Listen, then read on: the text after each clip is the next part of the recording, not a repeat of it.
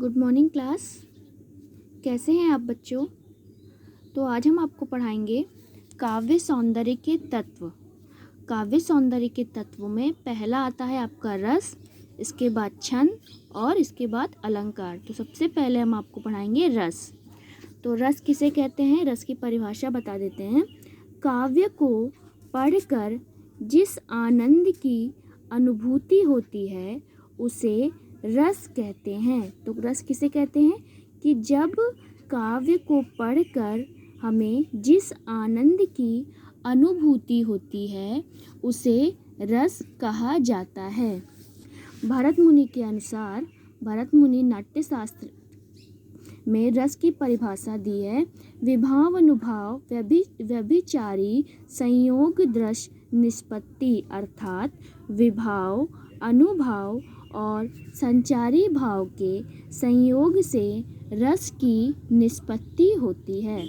तो भरत मुनि के अनुसार विभाव, अनुभाव और संचारी भाव के संयोग से रस की निष्पत्ति होती है।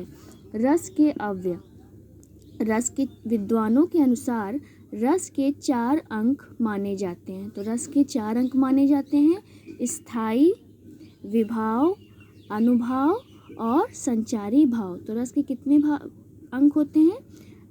स्थायी भाव, विभाव, अनुभाव और संचारी भाव।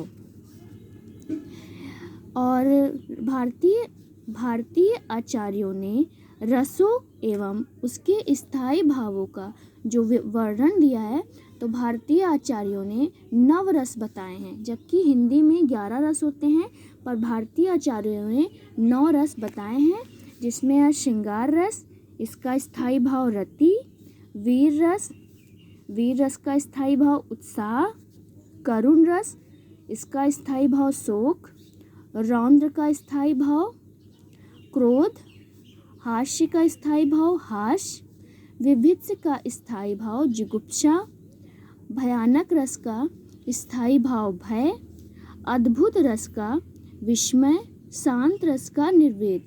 ये आपके 9 रस हैं। इसके अतिरिक्त 2 और रसों का उल्लेख भी विद्वानों द्वारा दिया गया है। तो मतलब आचार्यों ने तो 9 रस बताए हैं, पर इसके अलावा भी 2 रस और माने जाते हैं, जिसमें है वात्सल्य रस और भक्ति रस। वात्सल्य रस का स्थायी भाव वात्सल्य और भक्ति रस का भक्ति भाव। आपके कोर्स में 2 रस दिए गए हैं, हास्य रस और करुण रस। तो हास्य रस की परिभाषा देख लेते हैं। किसी हास्य रस किसे कहते हैं और इसके उदाहरण: किसी के विकृत रूप, आकार, चेष्टा, वेशभूषा आदि को देखकर हृदय में जो विनोद का भाव उत्पन्न होता है उसे हास्यरस कहलाता, वही हास्यरस कहलाता है। मतलब जब किसी को देखकर, किसी के रूप को देखकर, किसी के आकार को देखकर, किसी की वेशभूषा को देखकर हमारे हृदय में या हमें उसे देख के जब हंसी का भाव आता है, मतलब खुशी का, उसको देख के हंसी आती है, तो इसे हास्यरस कहते हैं। तो किसी के विकृत रूप, आकार, चेष्टा, वेशभूषा आदि को देखकर हमारे हृदय में जो विनोद का भाव उत्पन्न होता है उसे हास्यरस कहते हैं। तो इसका एग्जाम्पल: विंध्य के वासी, उदासी तपोव्रत धारी महा, बिनु नारी दुखारे, गौतमी तरी, तुलसी सो कथा सुनी भे, मुनि वृद्ध सुखारे, है शिला सब चंद्रमुखी, परसे पद मंजुल कंज तिहारे, कीन्ही भय रघुनाय कंजू, करुण करी कनक सो पंगु धारे। आप इसका एग्जाम्पल अगर आपको इससे अच्छा कोई मिलता है तो आप इसको भी लिख सकते हैं। इसके बाद आता है करुण रस। किसी प्रिय वस्तु, इसकी करुण रस की परिभाषा और उदाहरण बता देते हैं। किसी प्रिय वस्तु अथवा व्यक्ति आदि के अनिष्ट की आशंका या इसके विनाश से हृदय में जो क्षोभ या दुख उत्पन्न होता है वो करुण रस कहलाता है। तो देखो, जब हमें किसी प्रिय वस्तु, हमें बहुत प्यारी वस्तु या हमें कोई व्यक्ति बहुत प्यारा हो, वह अचानक उसके अचानक खो जाने के से हृदय में जो दुख होता है उसे करुण रस कहते हैं। इसका स्थायी भाव शोक है।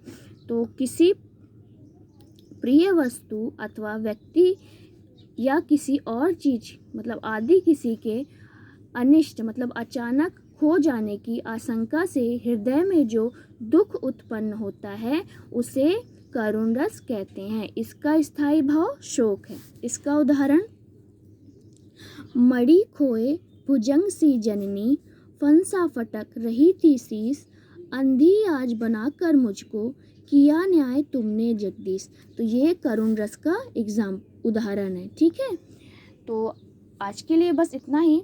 आई थिंक बच्चों आपको समझ में आ गया होगा रस।